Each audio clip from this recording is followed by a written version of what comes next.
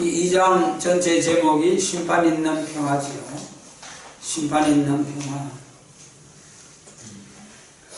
1절로 4절이 복음 전파와 심판으로 평화를 이루는 데 있어요. 복음 전파와 심판으로 평화를 이루는. 그 다음에 이제 5절로 마지막 22절까지는 용서 없는 심판에 대한 말씀입니다. 우리는 1절로 4절 이 제목이 전체 제목이 심판 있는 평화인데 1절로 4절에 그 내용이 다 나왔어요.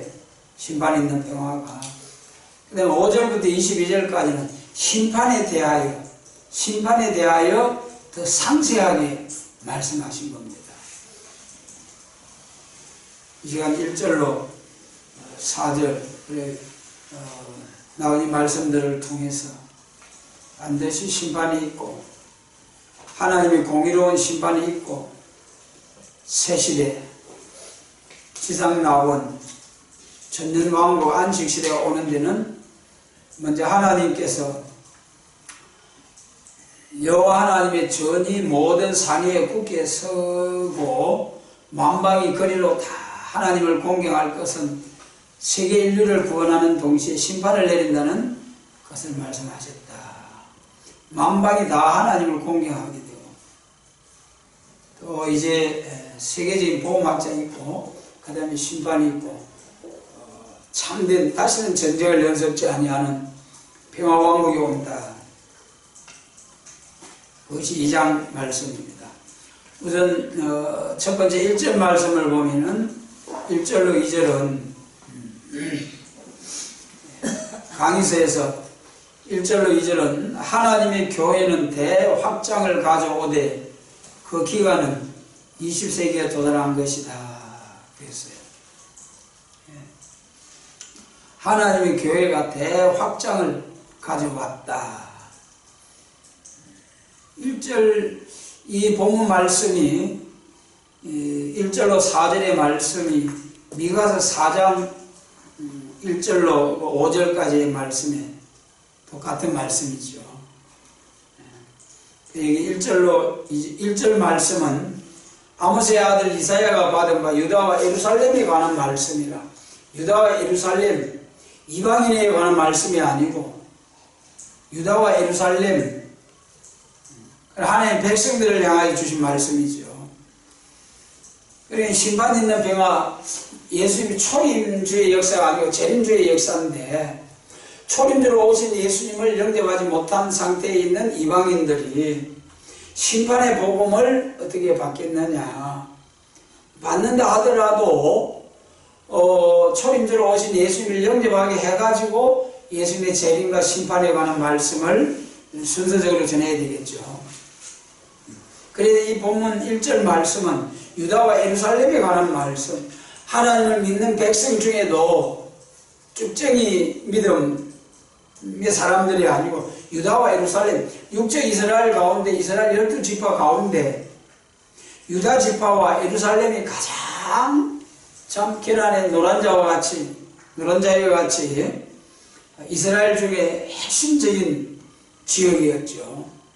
그리고 온 이스라엘 중에 예루살렘에 하나님을 위한 성전이 예루살렘에만 있었죠. 그래서 유다와 예루살렘과 같은 하나님을 믿는 백성들에게 관한 말씀이라 그 말씀이에요. 2절에 만일에 이르는 여호와의 전의 산이 모든 산꼭대기에 굳게 설 것이요. 말일에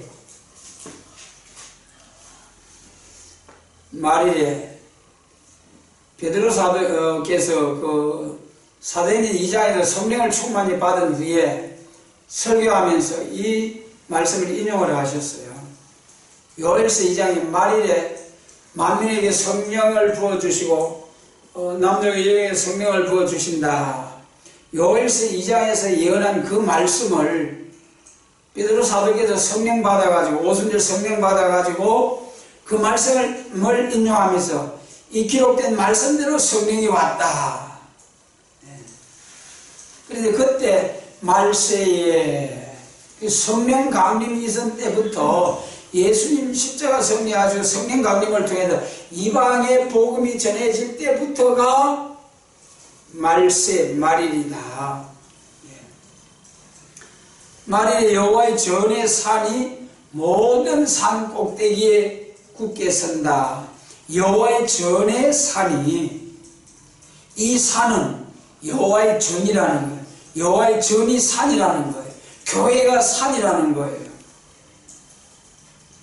여호와의 전의 산이 모든 산 꼭대기에 굳게 설 것이요. 뒤에 번에 모든 산 꼭대기에 굳게 선다. 많은 산들 위에, 참 지금은 얼마나 삶이 편리해졌는지요. 집집마다 시계 없는 사람, 시계는 뭐 필요가 없을 정도예요.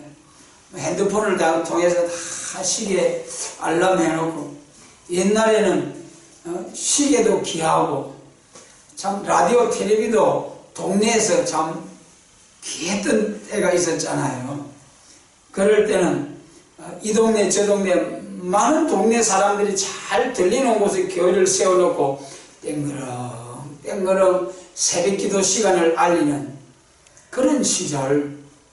그래서 작은 모든 산 꼭대기에 굳게 이제 선다고 하신 말씀처럼 여호와의 전의 산이 되는 교회가 이 동네 저 동네 모든 주변 여러 동네에, 가능한 많은 동네에 새벽잠을 깨우고 이제 제단에 나올 수 있는 새벽기도를 위해서, 그래서 산꼭대기에 제단을 세웠던 시절이 있었다.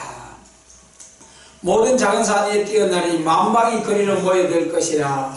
이렇게 세워진 여호와의 전의 산이 된 교회로 세계 만방이 모여드는 역사라. 이 말씀대로 교회가 세워지고 세계 많은 교회들이 이제 많은 사람들이 교회로 나오게 된 거죠. 그래서 세계적인 복음 전파가 될 것을 예언한 것이 2절 말씀입니다. 이 말씀대로 예수님이 전도하실 때에 마태복음 24장에서 천국 복음이 온 세상에 전파되기 위하여 모든 민족에 전거되리니 그때 세상 끝이 온다. 예수님께서도 이 말씀대로 세계적으로 복음이 전파되면, 말세에 말일에 세계적으로 복음이 전파되면 세상 끝날이 온다. 그때는 뭘 보라고 했습니까? 15절에서 다니엘서를 읽을진저, 선지서를 읽으라고 했어요. 세계적인 복음이 전파되고 이제 말일 중에서도 마지막 끝날이 오면은, 세상 끝날이 오면은 그때는 다니엘서를 읽을진저, 다니엘서가 선지서죠. 그래서 계시록 10장 7절에서 일곱째 천사가 소리내는 날, 천사장의 호령과 나팔로 치니 강림하시는 그날에는 그 종 선지자들에게 전하신 복음과 같이 이루리라.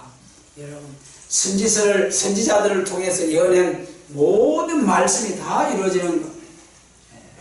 예수님의 초림으로는 율법이 다 완전케 이루어지고 완전케 되고, 예수님 재림하심으로 선지서가 완전케 된다.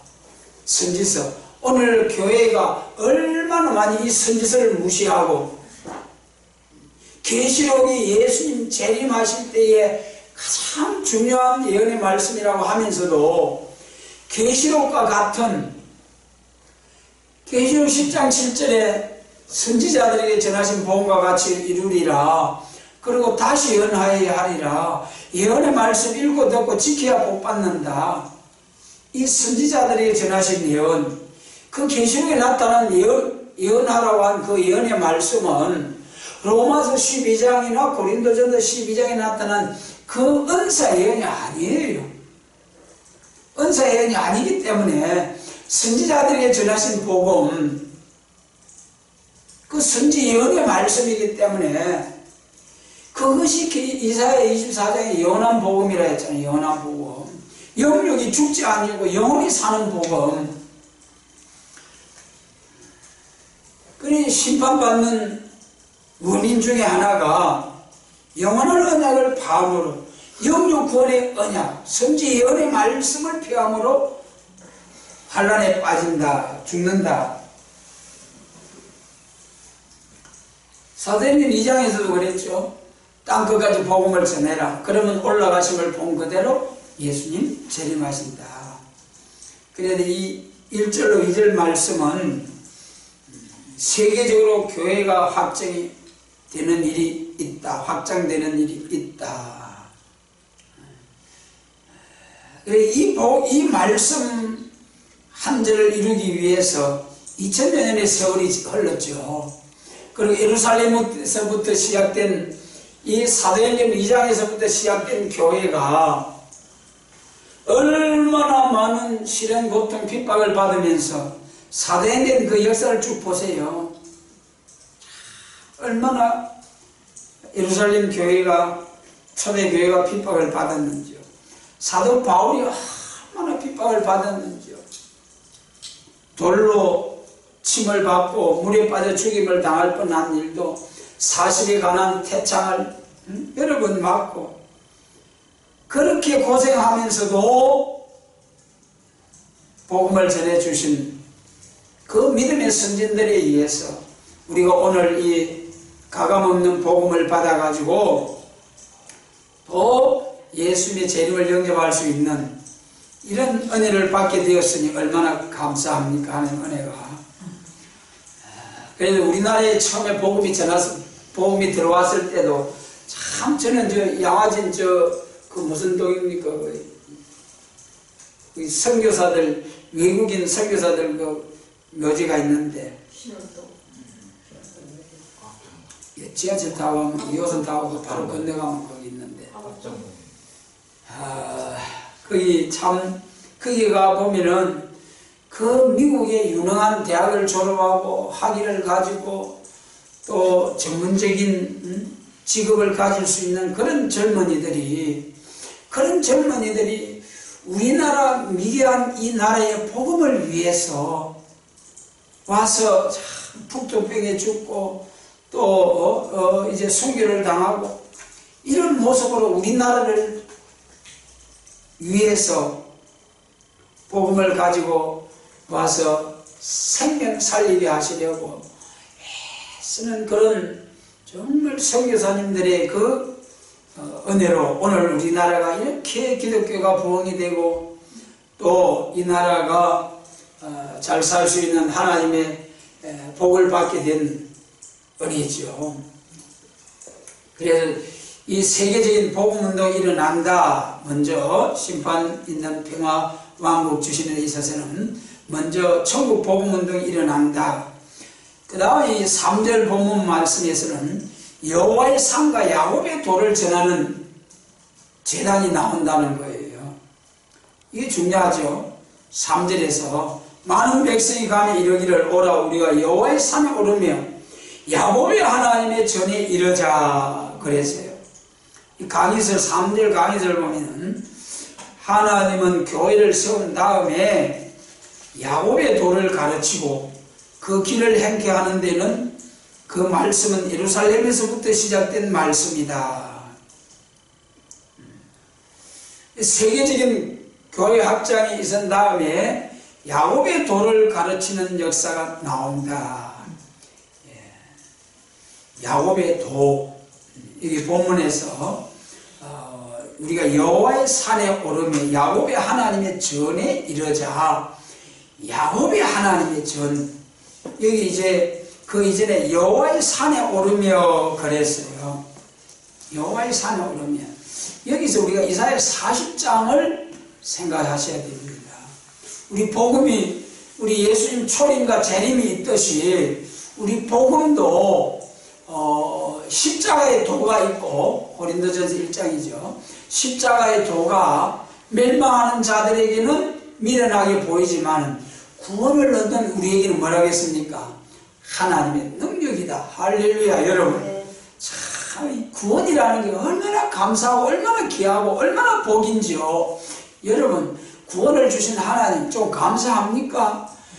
영벌에 영원한 불도 꺼지지 아니하고 우리 사람도 타서 없어지지 소멸되어지지 아니하고 영원히 어떠고 하면서 불목 가운데서 행벌을 받아야 될 이 죄인을 값없이 공로 없이 그저 하나님의 은혜로 선물로 제사함을 주시고 구원을 주신 놀라운 은혜 얼마나 감사해요. 초림주로 오신 예수님 천국복음 은혜시대 이것이 십자가의 도예요. 은혜시대는 오직 예수님이 십자가로만 구원받는 거 십자가로만 율법이 아니에요. 율법을 완전히 하시고 폐하시는 거예요. 율법으로 구원받으려고 하면 예수님이 십자가를 무시하는 거예요. 그렇기 때문에 오직 구원은 십자가, 율법이 아니에요. 그러다 십자가를 통해서 율법을 폐했다고 해서 율법을 무시하면 안 되죠. 예수님은 율법을 폐하시니 왜 율법을 폐하십니까? 율법을 완전히 하시기 때문에 율법을 폐하신 거예요. 항상 말씀드립니다만 그것을 잘 생각하셔야 됩니다. 여러분, 성경에 분명히 율법을 폐했다고 되어 있어요. 그러면 십계명을 폐하고 안 지켜도 됩니까? 아니죠. 율법보다도 1000배, 10,000배 더 완전한 십자가의 법이 온 거예요. 우리는 십자가의 법 아래 있는 거예요.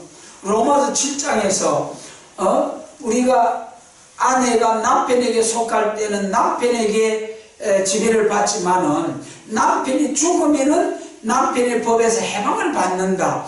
그것을 뭘로 비유로 말씀한 거예요?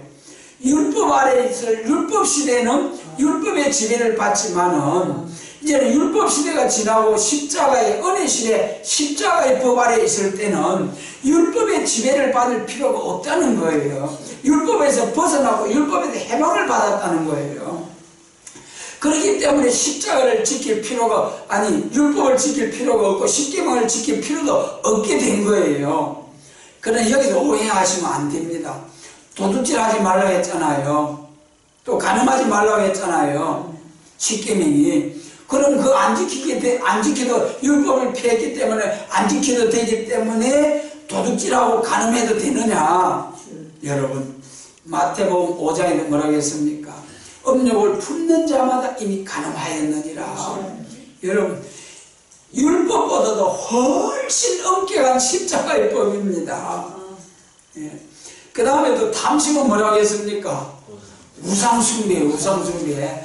세상에 율법의 10계명 중에 1, 2, 3계명이 우상에 관한 계명 아닙니까? 그 계명을 피했다고 하면서도 오히려 탐심, 욕심만 내도 마음에 욕심만 내도 이거는 1, 2, 3계명을 범한 것이다. 이것이 십자가의 법이에요. 또 구약시대 또 10계명 중에 살인하지 말라는 계명이 있잖아요. 신약시대가 와서는 뭐라고 했습니까? 행위를 미워하는 것이 살인죄다. 여러분, 율법을 피했다고 해서 십계명을 폐지한 것이 아니라 십계명을 완전히 지킨 예수님, 그런 믿음으로 십자가의 법 아래 지키라는 거예요. 여러분, 우리가 성령 충만하면 이런 십자가의 법을 언제든지 지킬 수 있는 사람이 되는 거예요. 그러나 오늘 우리가 지금까지 살아오면서 미운 마음 없이 좀 거룩하고 신령한 완전히 깨끗한 그런 마음으로 살아왔습니까? 못 살았습니까? 우리가 미워하고 욕하고 정죄하고 저주하고 얼마나 욕심 부리고 그럴지라도 우리 주님의 십자가는 양털같이 흰눈같이 빽빽한 구름이 안개가 사라진 같이 비록 우리가 그 십자가의 법을 다 지키지 못할지라도 주님 십자가는 히브리서 9장 12절에 영원한 속죄, 완전한 속죄를 예수님의 십자가로 이루셨느니라. 그래, 과거, 현재, 미래 우리가 앞으로도 약해서 또 넘어질 수가 있어요. 그러나 안 넘어져야 돼요. 안 넘어지려고 애를 써야 됩니다. 넘어지면은 그 넘어진 죄값은 우리가 이 땅에서 치르고 가는 거예요. 우리가 예수님을 아무리 잘 믿었다 해도 남의 물건 도둑질하고 사람을 이렇게 쳐서 피해를 준다면은 우리가 이 땅에서 그 벌을 받잖아요. 마찬가지입니다. 그래서 우리가 하나님 앞에 십자가를 통해서 죄 문제 해결받아가지고 지옥은 안 가지만은 행복은 받게 된다. 십자가는 그것까지 해결해줘서 우리를 천국으로 인도해가지만은 그건 상급이 없고 하나님 앞에 징계를 매를 맞을 수밖에 없는 삶이 된다. 그것이 십자가의 도예요. 그 다음에 이제 야곱의 도, 여기 야곱의 도 2절 3절에서 그래도 이 이사야 40장에서 이 십자가의 도는 어디서부터 시작된다고 했습니까? 40장 3절에서 광야에서 외치는 자의 소리로라. 세례 요한이 예수님을 초림자로 오신 예수님을 증거한 그 사건이죠. 그 다음에 40장 9절에서 아름다운 소식이 나온다 했어요. 이사야 40장 1절로 2절에서는 사죄의 소식, 이 구분이 잘 돼야 됩니다. 은혜 시대는 사죄의 소식, 죄인은 내가 온 것은 의인을 부르러 온 것이 아니고 죄인을 불러서 어렵다움을 주러 온 것이 은혜 시대예요. 그런데 예수님 재림하실 때는 무엇입니까? 죄인을 심판하러 오시는 주님, 여러분 기억하셔야 됩니다. 절대로 죄를 심판하러 오시는 주님, 이것은 이 죄는 몸의 죄까지라도 정리가 돼야 되는 거예요. 지금 은혜 시대는 아무리 예수님을 잘 믿어도 성령 충만해도 몸이 죽잖아요. 몸이 죽는 게 뭐 때문에 죽습니까? 죄 까부서를 죽는 거잖아요. 창세기 3장 19절에 은혜 시대는 아무리 잘 믿어도 몸이 죽게 돼 있는 그게 십자가의 법이에요. 몸은 육체는 죽는 거예요.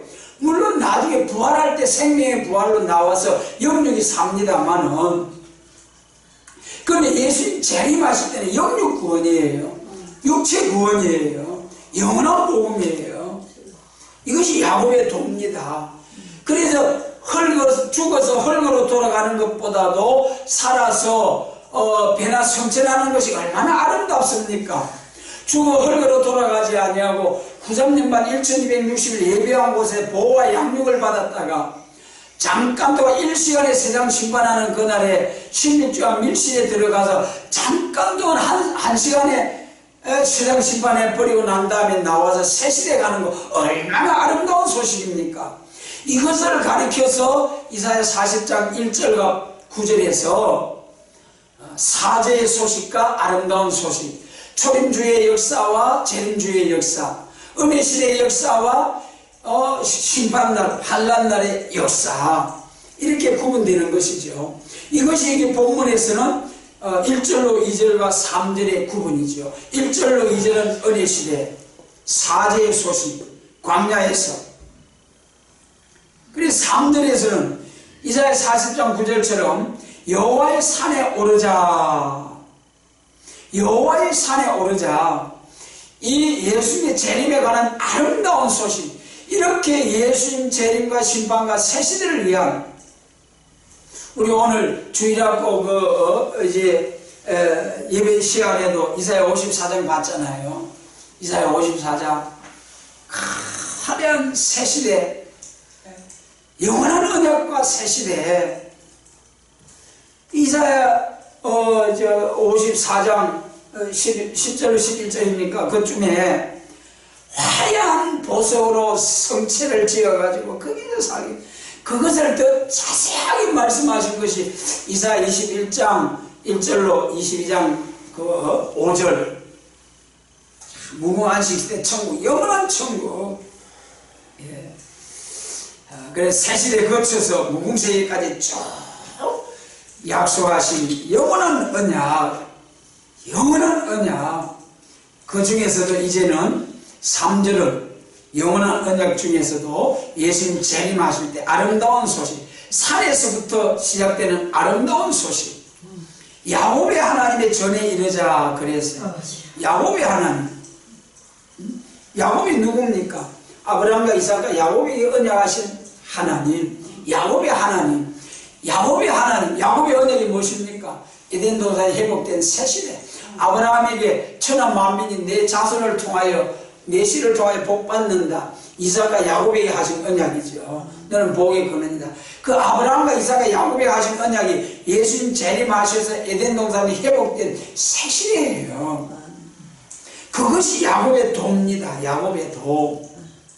야곱의 하나님의 전에 이르자. 그래 산에서부터 나타난 복음은 야곱의 도라는 거예요. 야곱에게 하나님이 가르쳐 주신 말씀이라는 거예요.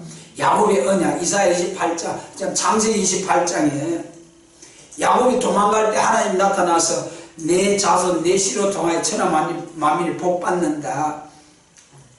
야곱의 하나님의 전에 이르자. 그가 그 도로 야곱에게 언약하신 도, 야곱의 약속이 그것이 나중에 무엇이 됩니까? 선지서가 되는 거예요. 아브라함과 이삭과 야곱에게 약속하신, 아브라함에게 두 가지 언약 주셨죠. 민족적인 언약, 세계적인 언약. 민족적인 언약은 율법을 통해서 다 성취가 된 거예요. 애굽에 내려왔다가 민족을 이루어가지고 야곱의 이스라엘 자손 12지파를 이루어가지고 아브라함 민족적인 언약은 그것이 육적 이스라엘로 다 성취가 된 거예요. 세계 민족적인 언약이 이삭과 야곱에게 주신 언약. 그것이 예수님 재림하셔서 세상 나라가 우리 주와 그 그리스도의 나라가 되는 세계 통일 그리스도 왕국 건설 이루는 이것이 야곱, 아브라함, 이삭, 야곱에게 약속하신 야곱의 도, 야곱의 언약. 하나님의 전에 이르자 산에서부터, 그래 야곱의 도는 산에서부터 나타난다는 거예요. 우리가 그 길로 행하리니 이는 율법이 시온에서부터 나올 것이요 여호와의 말씀이 예루살렘에서부터 나올 것임이니라. 여기 나올 것임이니라. 물론 이사야 당시는 이 선지 예언의 말씀이 전부가 예루살렘과 유다, 이스라엘에서 나온 말씀이죠. 이 성경 본문이 그렇잖아요. 이스라엘에서 나온 거잖아요. 그런데 이 말씀들이 이루어지는 성취되는 것은 이스라엘도 몇 가지 이스라엘이 있다 했습니까? 야곱 이스라엘, 육적 이스라엘, 영적 이스라엘, 그 다음에 하나님 입맞은 이스라엘. 여기 야곱의 도는 하나님의 입맞은 이스라엘. 계시록 7장. 그래서 여기 율법이 시온에서부터 나올 것이요 여호와의 말씀이 예루살렘에서부터 나올 것입니다. 영적 이스라엘, 영적 예루살렘이 무엇이냐, 이것이 중요하죠. 예, 다음 에 말씀드리기로 하고요. 그 다음에 이제 4절 말씀. 4절 말씀은 강한 이방을 판결하고 왕국을, 평화왕국이 온다. 예, 강에서는 그 말씀대로, 야곱의 도의 말씀대로 열방의 판단이 내리고 말씀대로 평화의 왕국이 온다. 그렇게 강의에서 기록되어 있습니다. 그 말씀대로, 무슨 말씀입니까? 십자가의 도와 야곱의 도가 있는데 야곱의 도의 말씀대로 판단이 내리고 심판이 내리고 말씀대로 평화의 남은 자들에게 왕국이 온다. 할렐루야. 여러분, 참된 평화 왕국. 자, 여러분, 평화. 오늘 많은 사람들이 평화를 외치고 우리나라 남북관계, 남북평화 통일이 되는 것 같지요? 이런 개울평화, 예, 개울정책이고 인위적인 평화에 불과합니다. 쏟는 평화예요. 거기 선지자들이 개울로 지나가는 개울적인 평화입니다. 참된 평화는 악을 버리고 선을 택하여 뽀대와 꿀을 먹는다고 하신 이사야 7장 15절. 여러분, 반드시 악을 버리고 악이 없어져야 평화가 오죠. 여러분, 내 마음에서도 악한 마귀 사단의 생각이 싹 없어질 때에, 성령으로만 충만해질 때에, 그때 내 마음에 참된 평강을 누릴 수 있습니다. 그런데 여러분, 내 마음에 성령으로 충만하지 못하면 마귀가 들락날락 하면은 그 순간마다 근심 걱정, 마음의 고통이 있는 거예요. 하나님이 계시록 20장 1절로 3절처럼 우리 사람의 마음을 참수하는, 마음에 참수하는 이런 마귀를 1000년 동안 잡아 가두어버린 그때야 비로소 우리 마음의 참된 평화와 가정의 평화, 세계의 평화, 참된 하나님이 주시는 평화가 있습니다. 이 참된 평화를 주시기에 역사하시는 하나님, 4절과 같이 역사하시는 하나님. 이 참된 평화는 4절과 같이 온다는 거예요. 4절과 같이. 4절 말씀 얼마나 감사한지요. 4절을 다시 보면 그가 열방 사이에 판단하시며 많은 백성을 판결하시리니 무리가 그 칼을 쳐서 보석을 만들고 그 창을 쳐서 낫을 만들 것이며 이 나라와 저 나라가 다시는 칼을 들고 서로 치지 아니하며 다시는 전쟁을 연습하지 아니할 것이라. 그게 4절에 대가 말이죠. 지금 우리의 행편은 요엘서 4장 3장 9절로 10절 행편이에요. 그쪽은 요엘서 3장 9절로 10절이 뭐냐 하면은 군대를 격려하고 무사를 격려하고 용사를 격려하라. 보석을 쳐서 칼을 만들고 낫을 쳐서 창을 만들어라. 여러분, 오늘날 영적 이스라엘 기독교 종말에 이스라엘로 쓰임을 받을 삼위국가인 우리나라를 중심해서 주변 얼마나 무력 준비, 얼마나 여러분, 왜 이렇게 우리나라를 중심해서 세계의 열강들이 무력을 준비하고 강하게 이렇게 일어나느냐. 엊그제 일본 아베 수상이 중국 가서 참 막 띵까띵까 하고 막 할렐루야, 자 할렐루야를 하지. 그 사람 무신론자들 예. 그래야 막 잘할 것 같이 그리 막 그러고 했는데, 여러분, 미국 트럼프 대통령은 지금 진짜 참 기도하셔야 됩니다, 여러분. 트럼프 대통령이 미국 동성애 자들, 또 성전환하는 이런 자들, 이거 인정 안 하겠다는 거예요.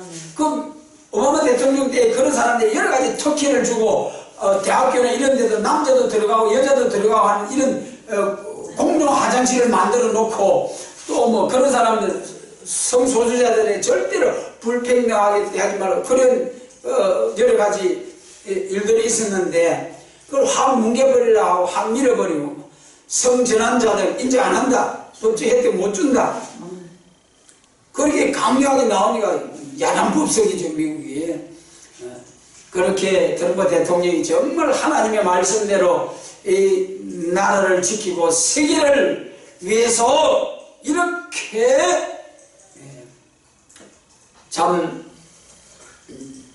하나님의 방식으로 세계 평화를 위해 해보려고 하는데, 지금 중공은 무슬림 공산주의를 완전히 소련처럼 이렇게 이제 참 약하게 해서 세계적으로 하나님의 영광을 드러내려고 하는데, 일본서 이제 중국하고 해가지고 하는 그런 모습을 보일 때 참으로 안타깝죠.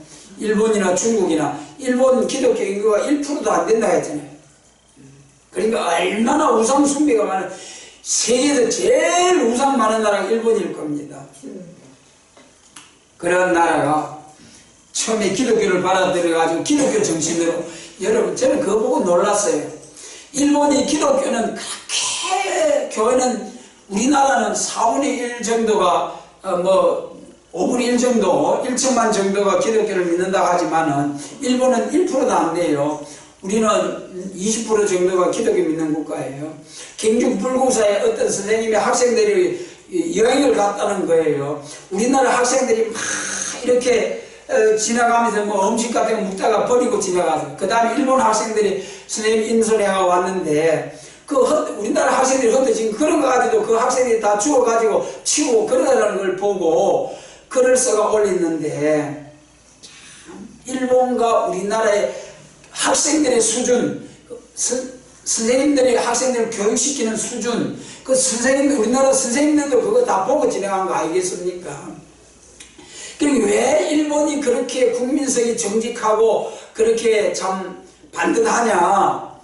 그 일본에 기독교가 들어가가지고 참 내총감사입니다. 이런 신학자들이 그 복음으로 일본을 복음화 시키려고 애를 많이 쓰고 또 일본의 그 무사정신 그런 것이 우리나라 민족성보다 훨씬 우월한 거예요. 오늘날 우리나라 교회가 많다고 하지 껍데기 쭉쟁이 교인들이 많아가지고 말로만 예수 믿고 행함이 없는 그런 믿음, 그렇기 때문에 그런 현상이 나타나는 거예요. 초등학생들까지 국민성이 생활 모습이. 그래서 이제 예수님 재림하시는 날에는 벌거벗은 것 같이 하나님 앞에 다 드러나서 사람은 속일 수 있지만 하나님은 절대로 속지 아니하십니다.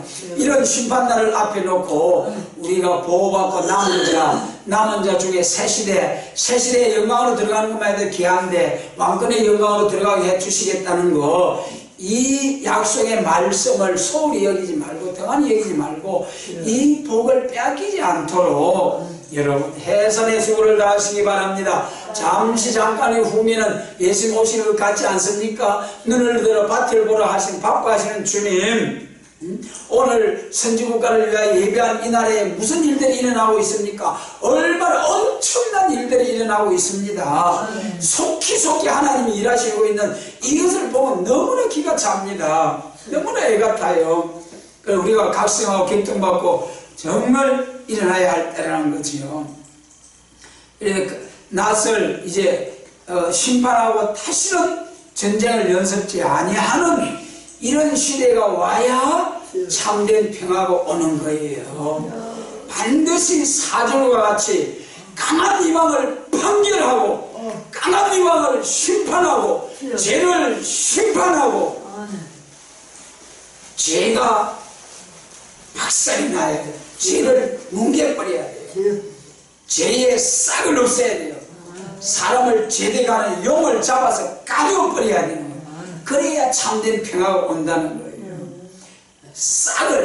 싹수가 노릇하고 싹을 보면 안다고 하고 그러잖아요. 저는 여러분, 우리 교회를 향해서 참 우리가 뜻을 정해 기도하기로 했지 않습니까? 그래서 그런 마음을 주신 이것이 싹이에요. 기도해야 되겠다는 감동이 온 이것이 싹이라니까는 될 싹이에요. 죽는 노래지는 싹이 아니고.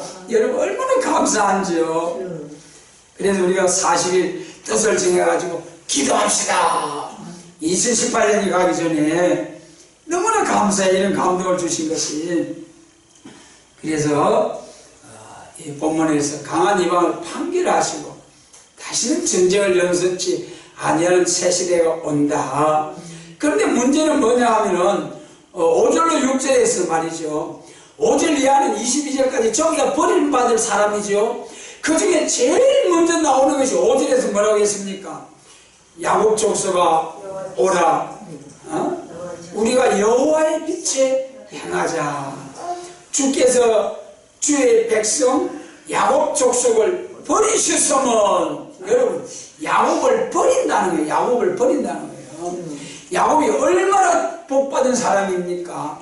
이스라엘 12지파의 조상이에요. 조상. 이스라엘 다윗 왕국의 조상이에요. 조상. 이 야곱 이스라엘이 야곱 족속을 버린다는 거 여러분 기억하시기 바랍니다. 하나님께서 제일 첫 번째 이사야 2장의 제목이 심판 있는 평화인데, 심판하고 새 시대 주는데 새 시대 줄 것을 4절까지 쭉 말씀해놓고 그 다음에 5절에 가서 이제는 심판을 내리는데, 제일 첫 번째 심판을 하겠다는 게 누굽니까? 야곱이에요. 야곱이 누굽니까? 앞에 4절에서 야곱이 누구라고 했습니까? 예수의 재림에 관한 말씀을 받은 사람이 야곱이에요. 야곱의 언약을 믿고 예수님의 재림을 기다리고 사모하는 사람들이 야곱이에요. 그래서 이 말씀의 복음을 받아가지고 할렐루야로 기뻐하는 사람도 마태복음 25장에 보면은 등과 기름을 들고, 등이 예언의 말씀이라고 그랬죠. 그 예언의 말씀을 받은 10지파 중에서도 열 처녀 중에서도 얼마가 신랑을 영접했습니까? 5만 영접한 거예요. 그 사람들이 다 예언의 말씀 받은 거예요. 예언의 말씀 받은 거예요. 예언의 말씀을 받아가지고 신부단장을 다 했는데 뭐가 부족했습니까? 기름 부족한 거예요. 여러분, 예언의 말씀으로 무장을 다 해도 뭐가 부족하면 안 되는 거예요? 기름 준비, 기름 준비. 덤과 기름 준비. 그래서 절반이 떨어져 나간 거예요. 절반이. 그러면 계시록 17장 4절에서도 또 뭐라고 했습니까? 부르심을 입고 빼내심을 얻고 진실한 자야라야 승리한다. 아무리 오늘 세상에서 부르심을 받아가지고 예수님을 믿고 하나님의 자녀가 되고 교회 생활을 했지만은 십자가의 도를 전하는 교회에서 또 한 번 빼내심을 얻어가지고 야곱의 도를 전하는 교회로 왔지만은 야곱의 도를 받았지만은 진실하지 못하면은 승리하지 못한다. 할렐루야. 여러분, 그래 제일 첫 번째 심판을 말할 때에 야곱 족속을 버리셨으면 동방풍성이 가득하고 블레셋 사람같이 이방인으로 더불어 손을 잡아 언약한다. 동방풍석 가득하다는 것은 세상 풍석, 우상숭배하는 풍석. 여러분, 그래서 이 야곱의 도를 받은 것만도 귀하지만은 이 야곱의 도를 받아가지고 이방과 더불어 타협하고 이방 풍석에 젖어있는 사람은 하나님께서 버리겠다는 것입니다. 여러분, 꼭 기억하시기 바랍니다. 그래서 우리는 아무리 하나님께서 야곱의 족속이라도 심판의 다림줄인 말씀에 순종치 않고 이방과 손을 잡고 타협하는 자는 버림을 당한다. 그래서 여러분, 심판 있는 평화, 반드시 심판 있는 평화, 새 시대만 바라보고 할렐루야 기뻐하지 말고 먼저 내 안에서 세계적인 죄를 없이 하기 전에 내 마음에 죄가 없어져야 됩니다. 내 마음에 죄가 없어져야 세계적인 죄가 없는 새 시대에 가서 참된 평화 왕국의 영광, 왕권의 영광을 누리게 된다. 여러분, 이 복을 빼앗기지 않고 우리가 다 받아 누릴 수 있도록 주님 축복해 주시기를 원합니다.